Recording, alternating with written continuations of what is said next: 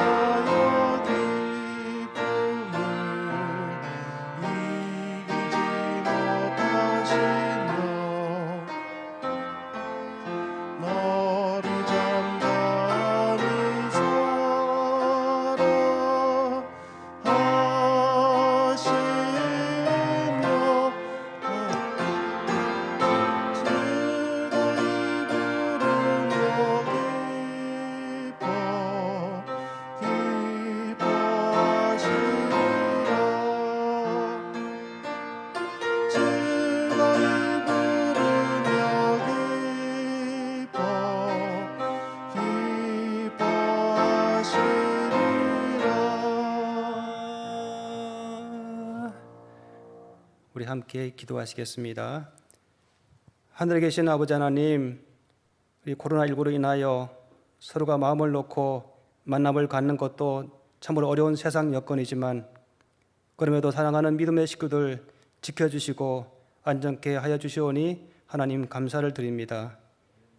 여전히 어려운 여건 속이지만 이 한 주 동안 하나님의 말씀을 전하는 전도회를 진행하고 있습니다. 비록 현장에 함께 모이지는 못하고 온라인으로 진행되는 전도회이지만 각자 있는 곳에서 말씀의 충만함을 경험하는 귀한 전도회가 될 수 있도록 축복하여 주시옵소서. 준비된 말씀을 전하는 우리 홍장선 목사님에게 영육간의 강건함을 주하여 주셔서 지치지 않게 하시며 끝까지 말씀을 잘 전할 수 있도록 인도하여 주시옵소서. 특별히 전도회에 처음으로 참석하는 분들이 있습니다.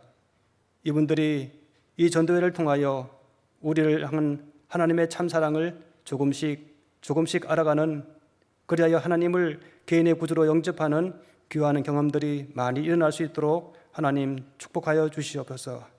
그리하여 그분들의 앞날의 생애에 성령님 늘 함께 하시고 그들의 생애가 늘 복된 삶 속에 하나님 함께 할 수 있도록 도와주시옵소서. 함께 이 전도회를 참석하는 모든 사랑하는 믿음의 식구들, 말씀의 능력으로 혹 연약하였던 믿음들이 처음 사랑으로 회복되어지며 그리하여 말씀으로 돌아가는 복된 한 주일이 되게 하여 주시옵소서. 이제 말씀을 시작합니다. 마치는 시간까지 성령님 함께 하여 주시옵소서. 예수님 이름으로 간절히 기도합니다.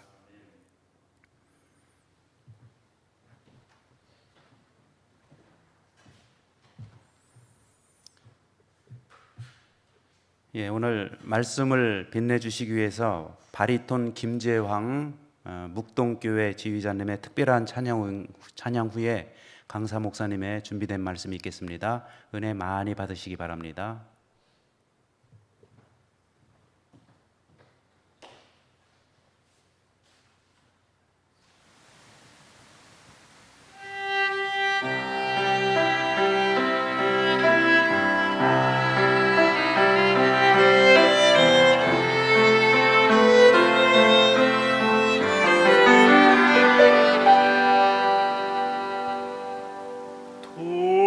돌아와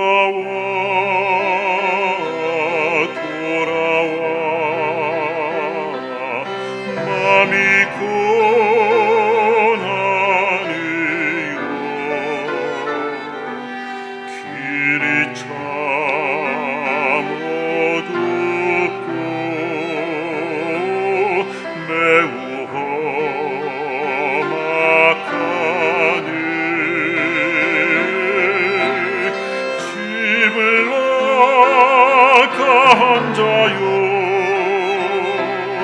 어서와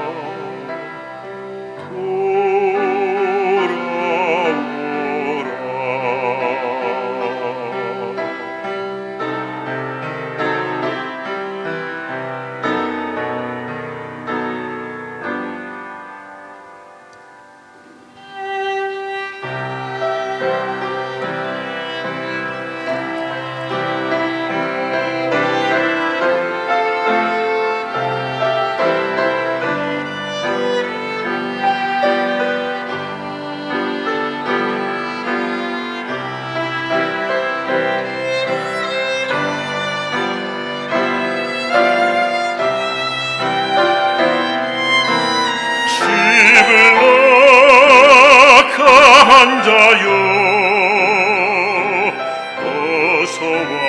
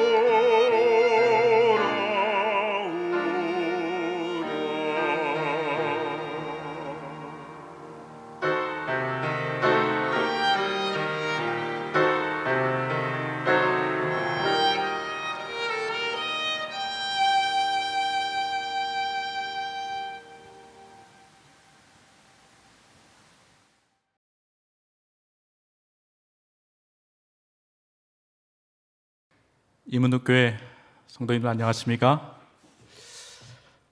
나의 사랑, 나의 어여쁜 자여 일어나 함께 가자. 오늘 세 번째 시간입니다. 우리 예수님께서 너에게 평강이 있을지어다 라고 말씀하신 그 약속이 여러분 가운데 이루어지게 되기를 바라면서 오늘 하나님께 주시는 말씀 다 같이 보도록 하겠습니다. 여호수아 14장 6절로 9절에 있는 말씀을 보도록 하겠습니다. 여호수아 14장 6절로 9절 제가 읽겠습니다. 그때에 유다 자손이 길갈에 있는 여호수아에게 나아오고 그니스 사람 여분네의 아들 갈렙이 여호수아에게 말하되 여호와께서 가데스 바네아에서 나와 당신에게 대하여 하나님의 사람 모세에게 이르신 일을 당신이 아시는 바라. 내 나이 40세에 여호와의 종 모세가 가데스 바네아에서 나를 보내어 이 땅을 정탐하게 하였으므로 내가 성실한 마음으로 그에게 보고하였고 나와 함께 올라갔던 내 형제들은 백성의 간담을 높게 하였으나 나는 내 하나님 여호와께 충성하였으므로 그날에 모세가 맹세하여 이르되 내가 내 하나님 여호와께 충성하였은즉 내 발로 밟는 땅은 영원히 너와 내 자손의 기업이 되리라 하였나이다. 아멘. 여호수아 14장은 여호수아가 가나안 땅을 분배하는 내용입니다. 이스라엘 백성들이 여호수아를 지도자로 해서 가나안 땅에 들어갔습니다. 그런데 그게 끝이 아니었어요. 아직 점령하지 못한 땅이 있었습니다. 그러나 여호수아는 이제 각 지파에게 그 기업을, 땅을 분배합니다. 그리고 자기들에게 분배된 기업의 땅을 완전히 정복하는 일을 이제 각 지파에게 맡깁니다.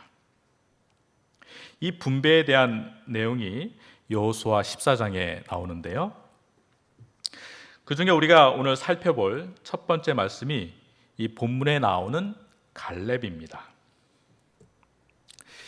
이 갈렙이 누구인가? 이 갈렙은 그니스 사람 여분네의 아들입니다.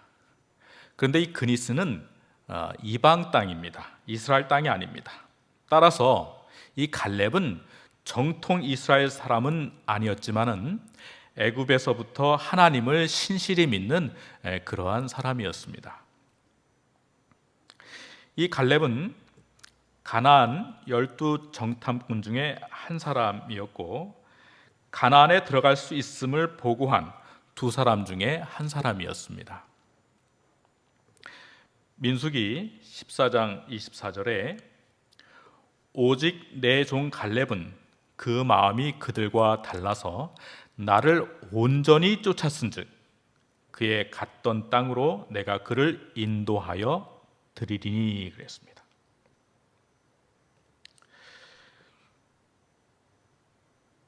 출애굽 1세대 중에 유일하게 가나안 땅에 들어간 두 사람 중에 한 사람, 갈렙입니다.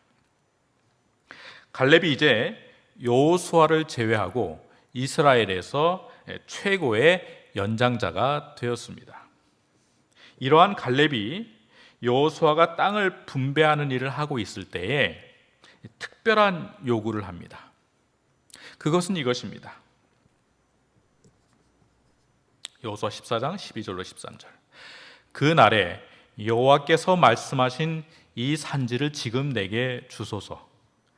당신도 그날에 들으셨거니와 그곳에는 아낙 사람이 있고 그 성읍들은 크고 견고할지라도 여호와께서 혹시 나와 함께 하시면 내가 필경 여호와의 말씀하신 대로 그들을 쫓아내리이다.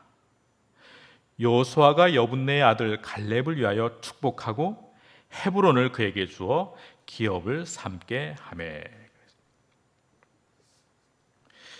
여기 갈렙이 헤브론을 달라고 요청을 합니다.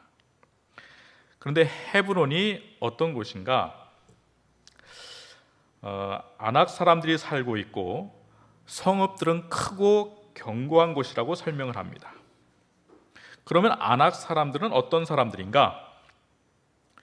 이 헤브론을 중심으로 해서 가나안 남부의 산간지대에 거주했던 가나안 족속이에요.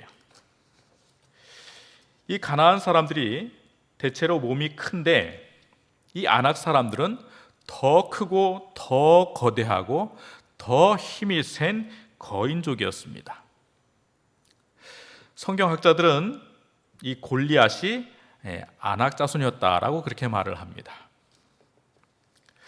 그래서 이스라엘 백성들은 신명기 9장 2절에 보면 누가 아낙 자손을 능히 당하리요라고 그랬어요. 이스라엘 백성들은 아낙 자손들을 두려워했습니다. 겁을 먹고 있었어요. 영감의 글에는 이렇게 표현되어 있습니다. 헤브론은 무서운 아낙인들의 본거지였고 그들의 무서운 외모는 정탐꾼들을 몹시 무서워 떨게 하였으며 그로 인해 온 이스라엘의 용기는 꺾이고 말았다. 그러나 하나님의 능력을 의지한 갈렙은 다른 어떤 곳보다도 바로 그곳을 그의 기업으로 선택하였다.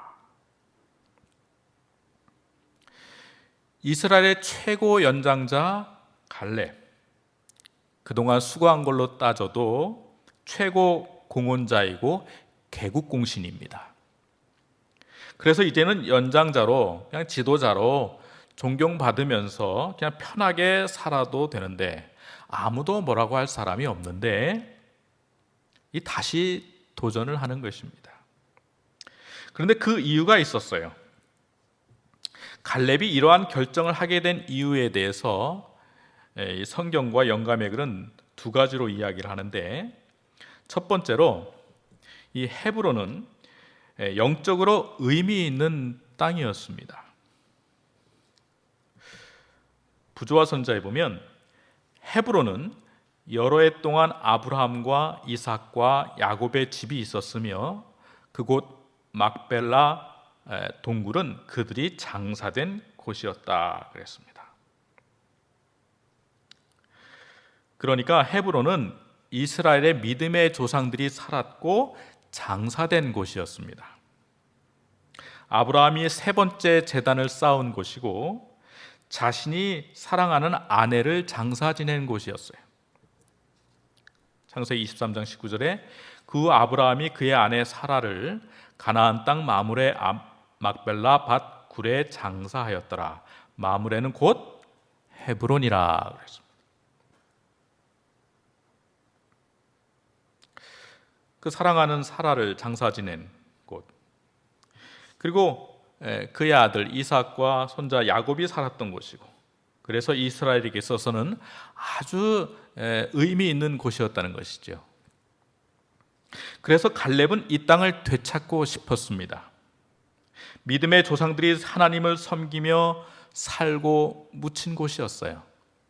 그래서 그곳을 차지하면 내 후손들에게 영적인 교훈을 줄 수 있을 것이라는 생각을 한 것입니다. 사람은 누구에게나 24시간이 주어집니다. 헬라어로 시간에는 두 가지 의미가 있는데요. 하나는 크로노스입니다. 이것은 누구에게나 흘러가는, 누구에게나 주어지는 24시간을 말합니다. 달력이나 시계로 표현되는 연속적인 시간 개념을 말합니다. 물리적인 시간, 그냥 지나가는 시간을 말합니다. 두 번째는 헬라어로 카이로스입니다. 이것은 의미의 시간으로 의식적이고 주관적인 시간을 말합니다. 그리스도인들에게 있어서 이 시간은 아무 의미 없이 우연히 그냥 흘러가는 시간이 아니라 하나님의 시간 안에 있는, 하나님의 섭리 가운데 있는 의미 있는 시간들이라는 것입니다. 그래서 우리가 기도하고 성령을 구하고 말씀을 보는 그런 시간 가운데에서는 이 카이로스 안에 그 시간을 우리가 보내는 것입니다. 그래서 하나님의 뜻을 묻고 기도하며 나아가는 가운데 일어나는 일들은 의미가 있는 것입니다. 갈렙에게 이 헤브론이 정복하기에 비록 어렵고 힘든 땅이었지만은 특별한 의미가 있기에 하나님의 약속을 믿고 나아갔던 것입니다.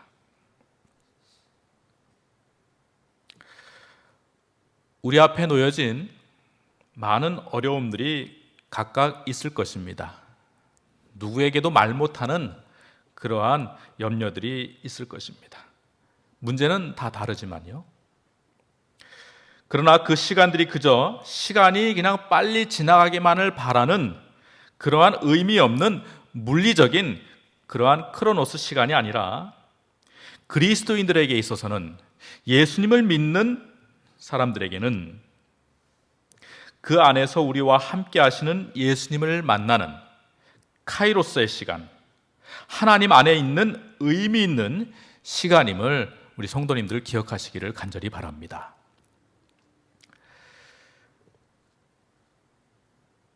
미국의 한 초등학생이 교통사고를 당했습니다.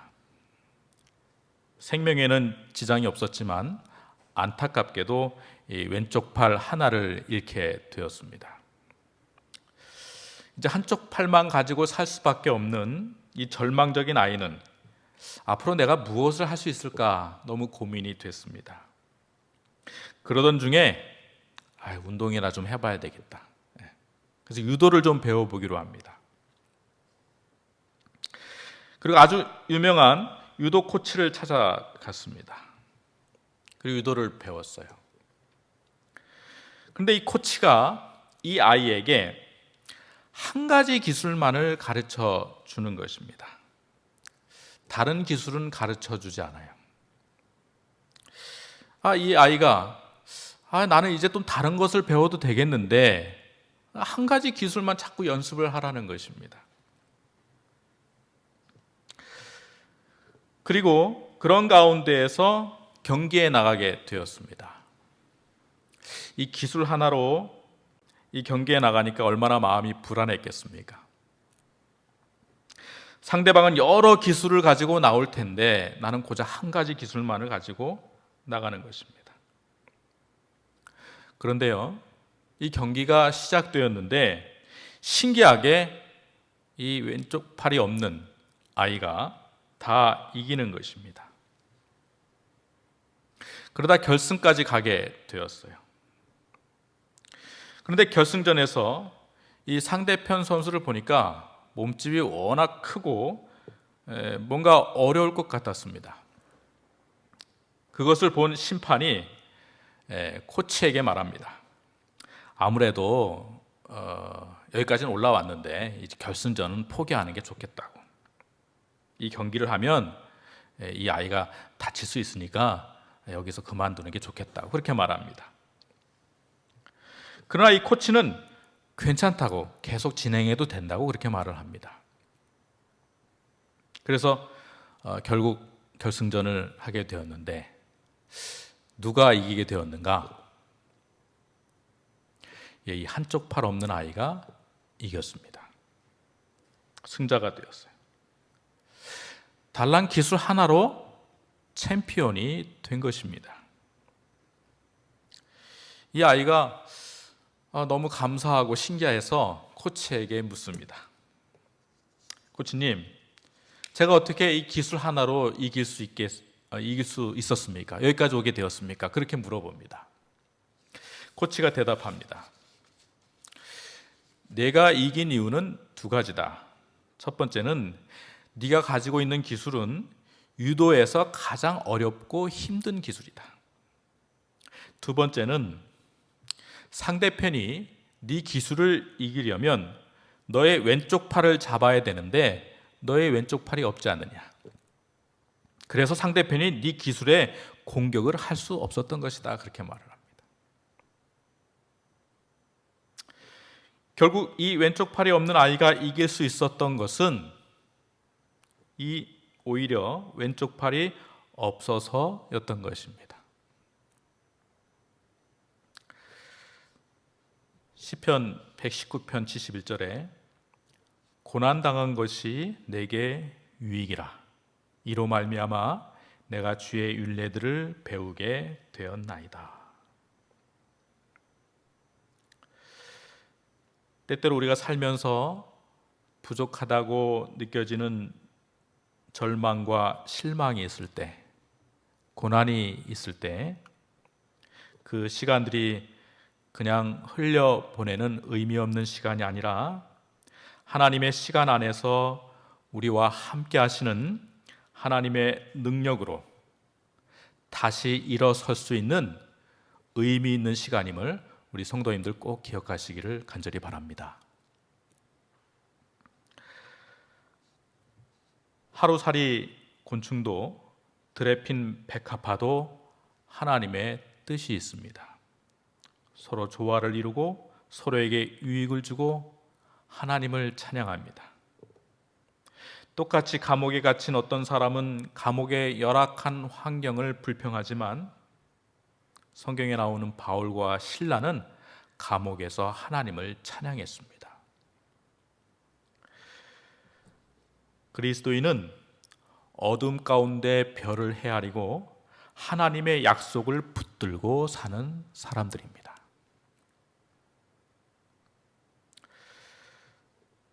헤브론은 갈렙에게 결코 쉬운 땅이 아니었어요. 그러나 그는 하나님의 약속을 믿었습니다. 그 날에 여호와께서 말씀하신 이 산지를 지금 내게 주소서. 당신도 그날에 들으셨거니와 그곳에는 아낙 자손이 있고 그 성읍들은 크고 견고할지라도 여호와께서 나와 함께 하시면 내가 여호와의 말씀하신 대로 그들을 쫓아내리이다.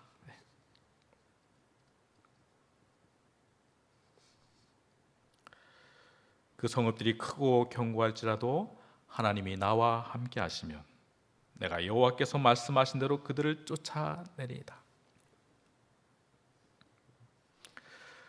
우리는 때론 어둠이 하나님의 침묵이라고 못 견뎌 합니다.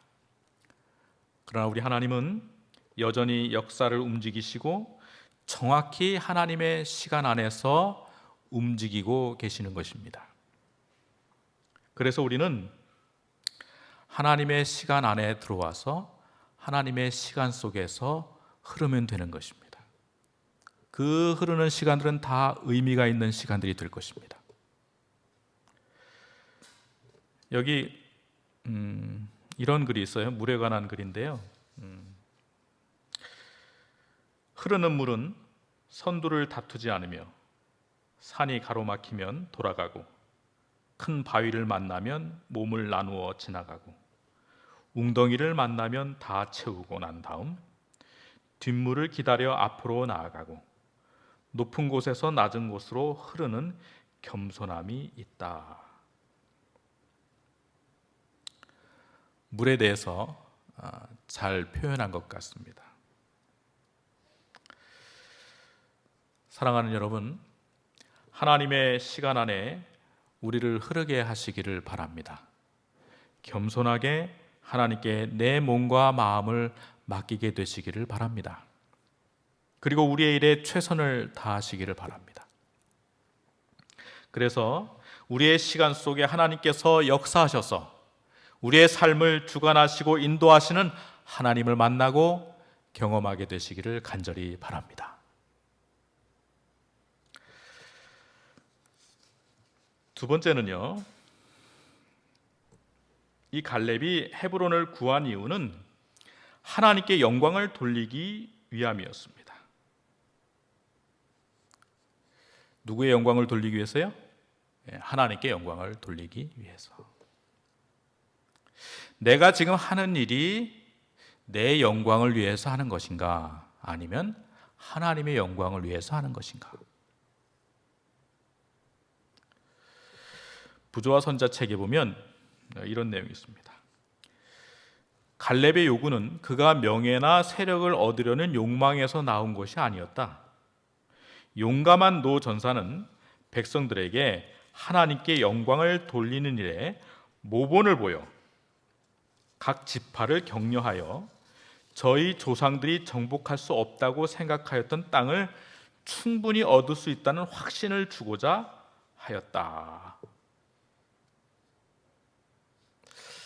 갈렙이 그 헤브론 땅을 차지하려는 이유는 자신의 어떤 명예나 세력을 얻으려는 그런 욕심, 탐심, 욕망에서 나온 것이 아니었습니다.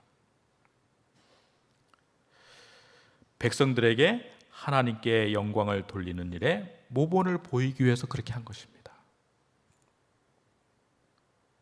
갈렙이 헤브론 땅을 차지하려는 목적, 하나님께 영광을 돌리고 각 지파를 격려하고 용기를 주기 위함이었습니다. 이러한 선한 동기가 갈렙을 형통케 한 것입니다. 여러분, 형통한 방법은 성경에 나와 있는데 그것은 하나님의 영광을 위해서 사는 것입니다. 하나님의 영광을 위해서 하는 것입니다. 그러면 형통합니다. 하나님께서 약속을 하셨어요. 갈렙이 선한 동기로 일함으로 이 갈렙은 40년 동안 마음에서 떠나지 않았던 그 기업을 얻었고 거기서 아낙 자손들을 쫓아냈습니다. 다 죄악 덩어리이기 때문에 그렇게 된 것입니다. 아낙 자손들도. 그런데 더 의미 있는 것은 이 헤브론이 6개의 그 당시에 도피성 중에 하나가 되었다는 것입니다. 여호수아 21장 13절에 제사장 아론의 자손에게 준 것은 살인자의 도피성 헤브론과 그 목초지요 그랬습니다.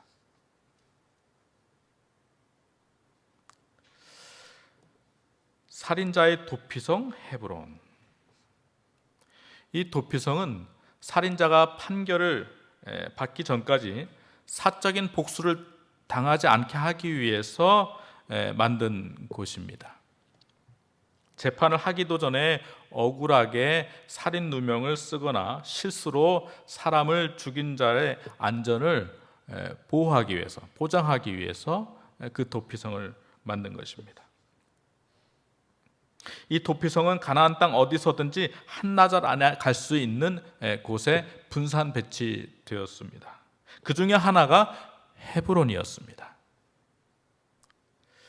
이 갈렙이 하나님의 말씀을 의지해서 믿고 나아간 정복한 땅, 그 헤브론이 사람들의 피난처 도피성이 되었습니다. 하나님께 영광을 돌리고 믿음의 후손들에게 격려와 용기를 주기 위해서 그 갈렙이 선한 동기로 정복한 땅이 결국은 사람을 살리는 도피성이 된 것입니다. 여러분, 창세기에 보면 아브라함의 조카 롯이 나오는데 조카 롯이 먼저 땅을 택하죠. 그 조카 롯이 좀 그 삼촌 아브라함을 좀 배려해야 되는데 아브라함이 먼저 권했다고 해서 그냥 택합니다. 그 땅이 어떤 땅입니까? 소돔과 고모라였어요. 근데 그 땅이 어떻게 됩니까? 결국은 망하게 되었습니다. 내 욕심, 내 탐심으로 그 땅을 차지하려는 것인가?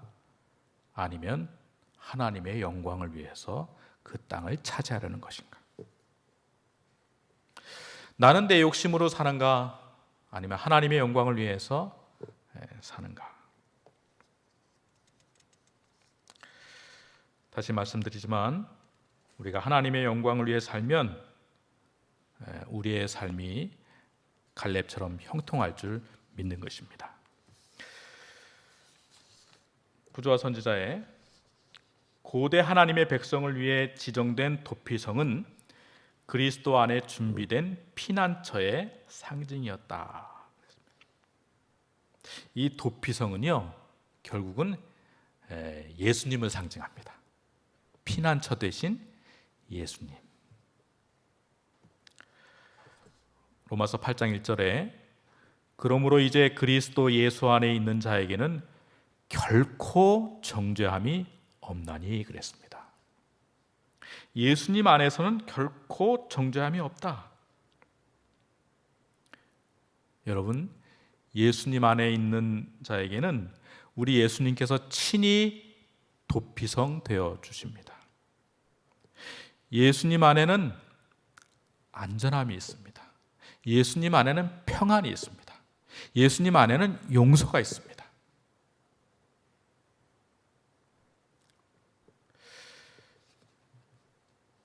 저희 집 둘째 아이가 이제 남자아이인데 좀 엄마한테 이렇게 미안한 일이 있으면은요 꼭 그렇게 얘기를 해요. 예를 들어서 이제 시험을 못 보거나 하면은 뭐라고 얘기하냐면 엄마 나는 아들 자격이 없어. 꼭 그런 말을 합니다. 뭐 시험을 못 보면 꼭 그런 얘기를 해요. 나는 아들 자격이 없는 것 같아. 그래. 그러면서 싹 넘어갑니다. 근데 처음에는 그냥 그렇게 들렸는데 계속 그렇게 할 때마다 그런 얘기를 들으니까 나중에는 그 얘기가 이렇게 들려요. 엄마, 그래도 내가 엄마 아들이니까 너무 혼내지 마세요. 시험 못 봐도 그래도 엄마의 아들이니다. 이렇게 들리는 겁니다.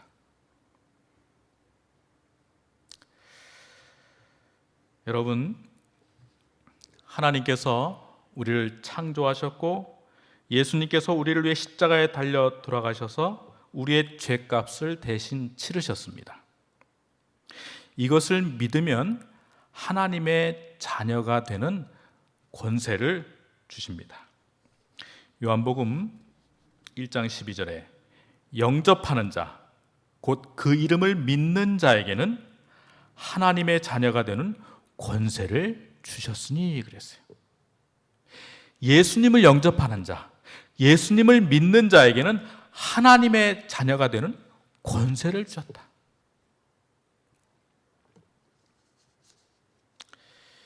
이것을 믿는 것이 신앙입니다.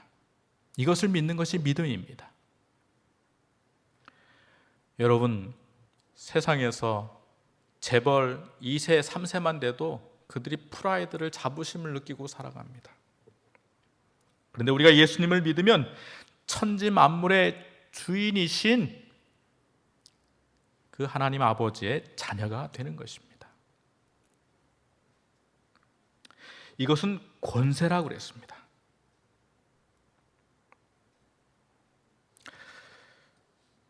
정로의 계단에 예수께서 나로 하여금 살게 하시기 위하여 죽으셨다. 예수께서 나로 하여금 살게 하시기 위하여 죽으셨다. 그는 나를 사랑하시고 내가 멸망하는 것을 원치 않으신다.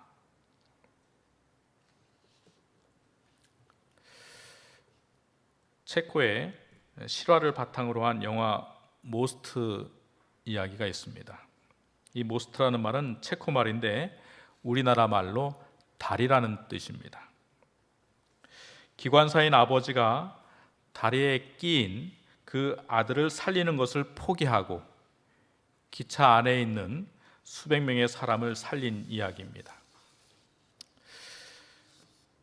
예전에는 이 장면을 보면 감동적이다 그런 생각을 했습니다. 그런데 이제 좀 나이가 들면서 이 장면을 보니까 정말 하나님 아버지의 마음이 느껴집니다. 사람을 살리기 위해서 아들이 죽는 것을 허락하셔야 했던 그 아버지의 마음, 아버지 하나님의 마음. 그러나 차마 아들이 죽는 것을 보실 수 없어서 어둠으로 당신의 영광을 가리신 아버지 하나님의 마음. 그 하나님의 마음을 생각하면서 잠시 영상을 보도록 하겠습니다.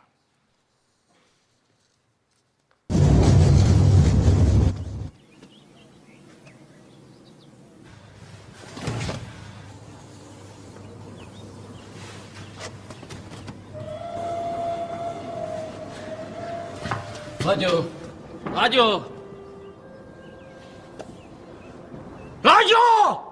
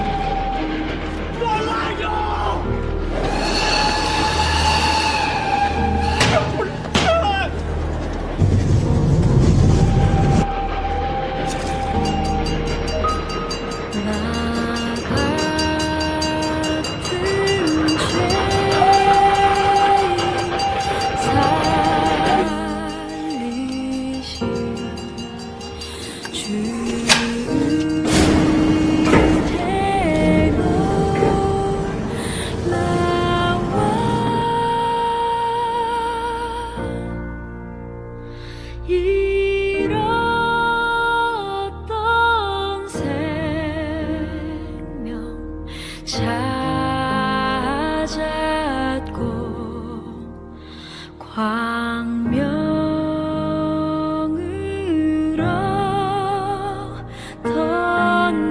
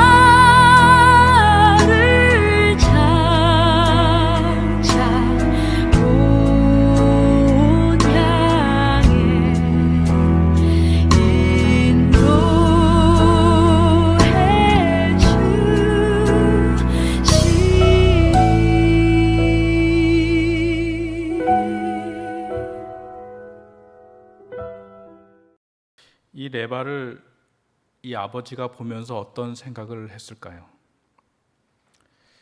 이 레바를 내리면 내 아들이 죽는다. 이 레바를 내리면 내 사랑하는 아들이 죽는다. 그러나 아버지는 그것을 내릴 수밖에 없었습니다. 사람들을 살리기로 결심한 이 아버지는 그 마음이 갈갈이 찢겨지고 찢어지고 터졌을 것입니다. 그렇게 해서 사람들은 살았고, 그렇게 해서 우리가 살게 된 것입니다. 예수님께서 우리의 모든 죄를 안고 십자가에 죽으심으로 우리가 영생의 소망 가운데 살게 된 것입니다. 우리가 이러한 사랑을 받은 사람들입니다. 에스겔 18장 32절에 죽는 자의 죽는 것을 내가 기뻐하지 아니하노니 너희는 스스로 돌이키고 살지니라. 여러분, 죽는 자가 죽는 것 너무나 당연합니다. 그러나 우리 하나님, 우리 예수님 그거 기뻐하지 아니하신다 그랬습니다. 돌이키고 살라고 말씀하십니다. 이사야 55장 7절에 내가 내 허물을 빽빽한 구름에 사라짐같이 내 죄를 안개에 사라짐같이 도말하였으니 너는 내게로 돌아오라. 너는 내게로 돌아오라. 사랑하는 여러분이시여, 우리를 위하여 죽으신 예수님께서 우리에게 살라고 말씀하십니다. 죽지 말고 살라고 말씀하십니다. 내가 너를 위하여 그 모든 죄를 안고 죽었으니 너는 이제 살라고 말씀하십니다. 사랑하는 여러분, 여러분 모두 우리의 도피성 되시는 피난처 되신 예수님을 인해서 다시 사는 여러분 모두가 되시기를 간절히 바랍니다. 우리 예수님께서 우리의 삶의 피난처, 도피처가 되어 주실 것입니다. 우리 모두가 다 예수님께 나아감으로 구원받는 우리 모두가 되시길 바라면서 오늘 말씀을 줄이겠습니다.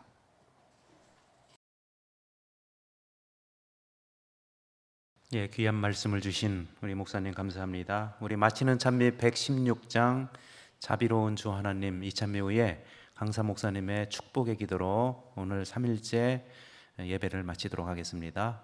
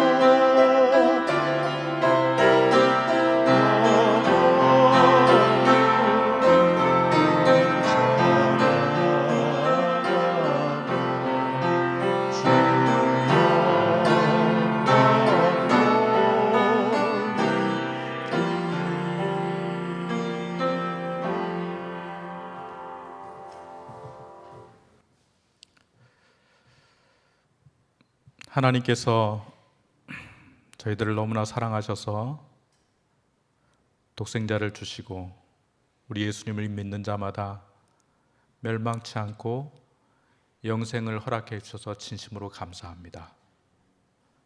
우리의 모든 죄를 안고 죽으신 우리 예수님, 우리를 살리기 위해서 그렇게 하신 우리 예수님 사랑에 진심으로 감사를 드립니다. 저희가 예수님을 믿음으로 다 구원함 받을 수 있도록 도와주시옵소서. 우리 인생의 참 피난처 되시고 도피처 되신 우리 예수님께 나아감으로 마음에 평안이 있고 기쁨이 있도록 하나님 도와주시옵소서. 이 소그룹에 참여한 모든 분들 하나님의 크신 축복이 함께 하시고 예수님의 말씀으로 다시 살게 도와주시고 하나님의 영광을 위해 사는 저희 모두가 될 수 있도록 도와주시옵소서. 사랑이 많으신 예수님의 이름으로 간절히 기도드리옵나이다. 아멘.